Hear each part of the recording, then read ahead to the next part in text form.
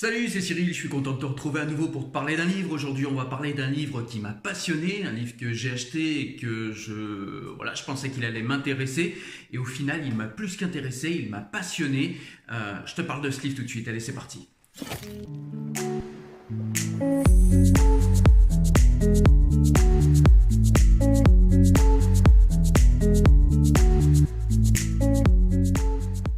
Alors sans plus tarder, je vous dis de quel livre il s'agit. Ce livre, c'est Mais au fait, qui était vraiment Mahomet. C'est un livre de Ismaël Saïdi et de Michael Privot aux éditions Flammarion. Alors Ismaël Saïdi, je ne le connais pas forcément, mais c'est quelqu'un qui apparemment fait des livres dans la vulgarisation de la compréhension du fait islamique. Et Michael Privot, c'est un musulman qui est islamologue, c'est un Belge, et c'est quelqu'un que j'ai rencontré sur Facebook, avec qui j'ai déjà échangé et qui est toujours très pédagogue et qui est là pour essayer de faire comprendre un petit peu ce qu'est l'islam. Qui a une approche quand même universitaire, qui a une approche assez carrée de sa religion, comme normalement tout islamologue, mais là je trouve que c'est particulièrement intéressant l'angle de vision de Michael Privot. Et donc il m'avait conseillé ce livre que j'ai fini par lire. Je savais qu'il allait m'intéresser, comme je vous l'ai dit, mais en fait plus que ça, ce livre m'a passionné. Alors pourquoi il m'a passionné ? Pour plusieurs choses. Déjà, le premier point, c'est au niveau de la forme. Au niveau de la forme, on est sur un dialogue entre Ismaël Saïdi et Michael Privot. Et donc, ça donne une espèce d'interactivité du livre avec un rythme, avec des échanges, avec un peu d'humour, qui fait que le livre n'est pas du tout monotone, comme ça peut être le cas parfois de livres historiques, puisque là, en l'occurrence, on est dans l'histoire du prophète de l'islam. Donc voilà, parfois c'est un peu lourd les livres historiques, là c'est pas du tout le cas. On est dans un livre qui est extrêmement accessible et dans un livre, comme je vous le dis, où il y a un petit peu d'humour dans les échanges qu'il y a entre Ismaël Saïdi et Michael Privot. On a également de la mise en contexte de ce qu'ils expliquent dans le livre, au niveau des rituels de l'islam, et ça c'est également très intéressant. Voilà. Ce qu'il y a d'intéressant et ce qui m'a passionné dans ce livre, c'est qu'on apprend tout un tas de choses sur le prophète de l'islam qu'on ignore.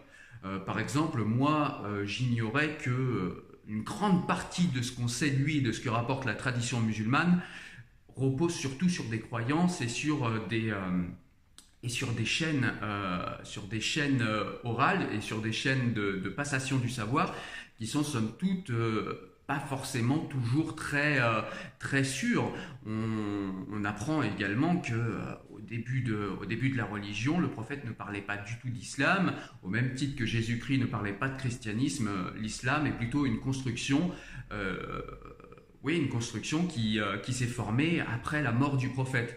Donc voilà, il y a des choses comme ça qu'on apprend.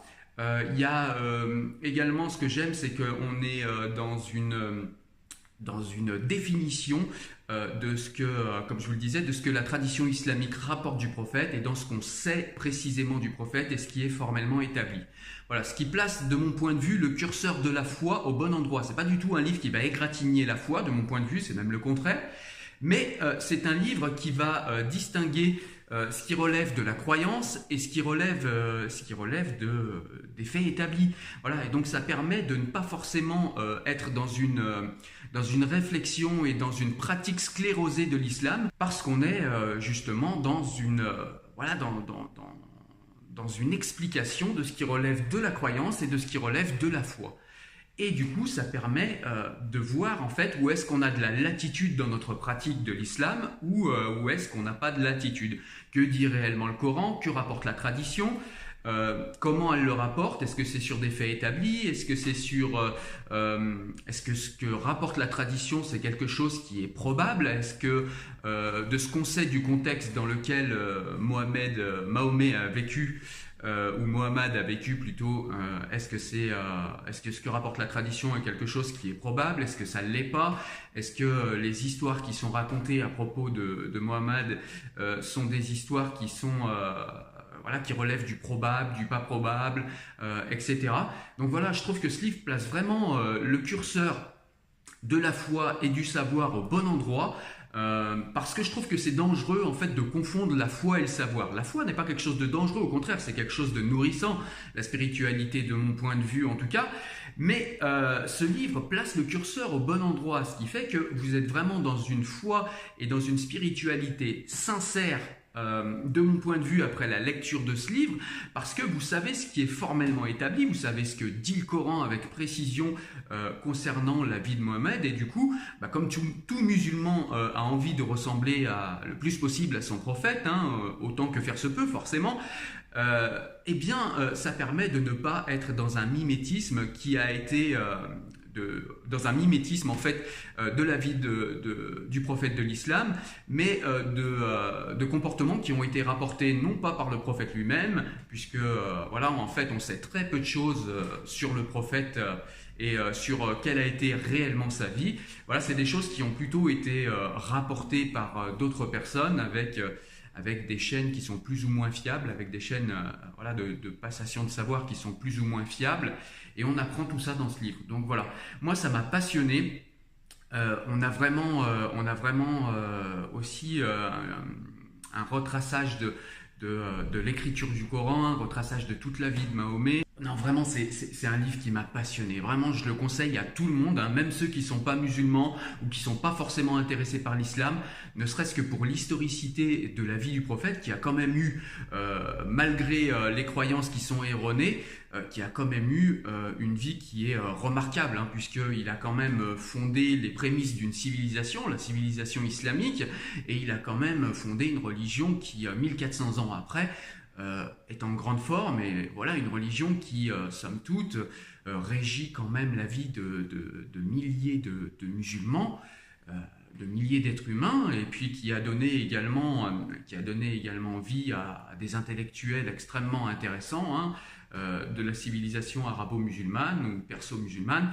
En tout cas, voilà, c'est vraiment quelqu'un qui a eu une vie remarquable, et à ce titre-là, eh bien, sa vie est extrêmement intéressante. Voilà. Ce que j'ai aimé également dans ce livre, eh bien, c'est tout simplement que on remet, si vous voulez, de la dimension humaine dans la vie du prophète de l'islam. Et ça, j'ai trouvé ça très intéressant, parce que souvent, on a des personnes en islam qui le sacralisent, qui l'idolâtrent, et qui enlèvent tout à fait la dimension humaine du croyant, en essayant tout simplement de mimer et puis de ressembler à son prophète, ce qui est somme toute quelque chose d'assez compréhensible, puisque c'est un modèle d'éthique pour les croyants de l'islam.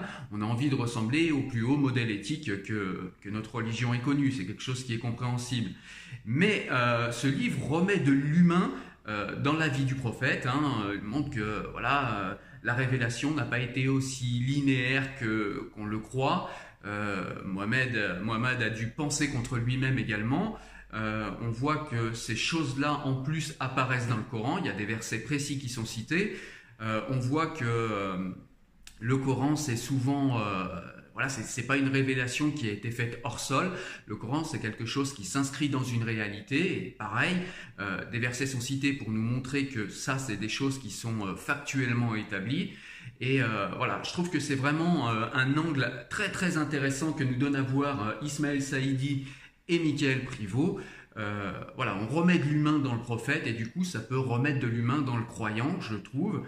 Et la foi ne s'en trouvera pas du tout affaiblie, puisque au contraire c'est Dieu, selon l'islam et puis selon les monothéismes, Dieu s'adresse à des êtres humains. Dieu donne, pour ceux qui y croient en tout cas, il y a des gens qui y croient pas et qui pensent que, par exemple, il y a une théorie qui est développée, une théorie qui est développée dans le livre, où certaines personnes pourraient dire que effectivement le prophète Mahomet avait des problèmes psychologiques et qu'il entendait des voix parce qu'il avait une détresse psychiatrique. Voilà, c'est quelque chose qui est possible. Aujourd'hui, il n'y a personne qui peut dire on sait que c'était comme ci, on sait que c'était comme ça. On est ici dans le domaine de la foi, justement, dans le domaine de la croyance. Ceux qui ont foi pensent que le prophète de l'islam a réellement entendu la voix de Dieu. Ça ne lui empêche pas d'être pour autant un humain et d'être soumis à l'humaine condition, et donc à la perfectibilité et à l'erreur. Et c'est quelque chose qui est grandement rétabli dans le livre. Et moi, j'aime beaucoup ça parce que la foi, la spiritualité, c'est selon moi quelque chose qui part d'abord de l'humain, qui s'adresse à l'humain et qui part de l'humain, qui part de l'intériorité. Donc, personne d'entre nous n'est quelqu'un de parfait. Et je trouve que désacraliser un petit peu le prophète et le remettre dans son humaine condition permet, selon moi, de redonner la visibilité plus à Dieu, si l'on y croit, si on a la foi en Dieu. Et c'est ce que j'ai trouvé intéressant dans ce livre-là. Voilà, donc au-delà de tout ce que je vous ai dit, on apprend une foule de choses, une foule de détails historiques extrêmement intéressants tout au long de la vie du prophète de l'islam. On apprend vraiment énormément de choses. On apprend par exemple que voilà, on nous dit souvent que le prophète Mahomet serait un pédophile. Voilà, ceux qui détestent l'islam ont souvent cette vision-là en disant que le prophète Mahomet était un pédophile, qu'il a épousé une gamine de 6 ans ou de 9 ans selon les versions. Voilà, on voit dans ce livre que c'est pas si simple, qu'il y a plusieurs hypothèses et que voilà, il y a des hypothèses qui sont plus probables que d'autres et par exemple, voilà, pour citer celle-ci, l'hypothèse du prophète pédophile qui se marie avec une gamine de 6 ans n'est pas forcément l'hypothèse la plus probable. Voilà, donc c'est toute une foule de choses comme ça. On va s'attaquer à des choses qui sont plus ou moins anodines, mais on va s'attaquer également à des choses qui font débat. Et ce livre nous permet d'y voir clair dans ces débats-là, d'une manière calme, apaisée, factuelle, et à l'aide de faits historiques. Donc j'ai trouvé ce livre très intéressant, vraiment je te le recommande 1000 fois. Ça s'appelle « Mais au fait, qui était vraiment Mahomet ?» C'est un livre aux éditions Flammarion de Ismaël Saïdi et de Mickaël Privot. Il faut absolument que tu lises ce livre. C'est un livre qui m'a passionné. Voilà. Écoute, j'espère que tu as aimé la vidéo. J'espère que je t'ai convaincu au moins de lire ce livre parce que moi, il m'a vraiment convaincu ce livre. Il m'a vraiment passionné. Voilà, écoute, j'espère que la vidéo t'a plu. Je te laisse me mettre un petit pouce bleu si c'est le cas. N'hésite pas à t'abonner si c'est toujours pas fait.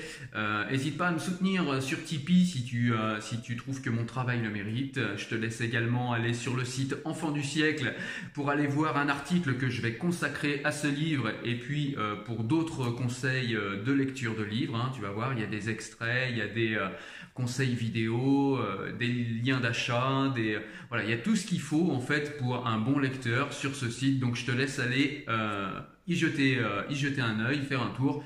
Tu verras, il y a tout ce qu'il faut pour un bon lecteur, pour un passionné de lecture. Voilà, je te dis à très bientôt, porte-toi bien, ciao, salut.